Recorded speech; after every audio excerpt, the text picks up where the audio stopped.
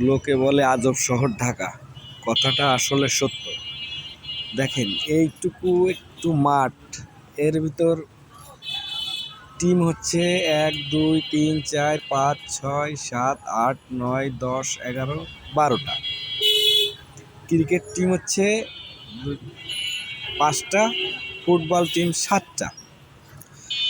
কোন টিমের প্লেয়ার যে কে, এ আপনাকে না বললে আপনি কখনোই বুঝতে পারবেন না কে কোন টিমে খেলতেছে।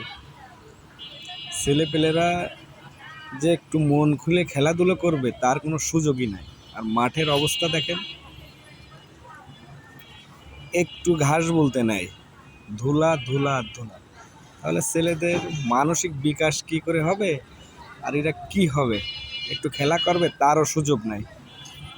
আবার এই একই মাঠে হবে ওয়াজ মাহফিল, জনসভা, আবার মেলা। মাঠ থাকে আবার 3 মাস বন্ধ। কি হবে আল্লাহ জানে। কর্তৃপক্ষ যদি একটু যথাযথ ব্যবস্থা গ্রহণ না করে তাহলে ভবিষ্যতে ভয়ঙ্কর পরিবেশ অবস্থান করতেছে, ভয়ঙ্কর। কর্তৃপক্ষ বলে ব্যবস্থা গ্রহণ করা হচ্ছে পর্যাপ্ত মাঠের, কিন্তু এটা 4 দেওয়ালের ভিতরে সীমাবদ্ধ থাকে, বাস্তবে আর প্রয়োগ হয় না, আর হবে বলে মনেও হয় না। এইভাবেতেই চলতে থাকবে।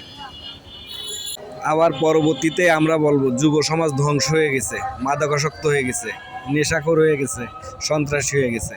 আমরাই আবার তাদের দোষ দিব। তাদের বেড়ে ওঠার জন্য আমাদের ব্যবস্থা কোনো করবো না, আবার দোষও দেবো তাদের। তাহলে মূলত এই দোষটা কার এই সমাজ ধ্বংস হওয়ার পিছনে?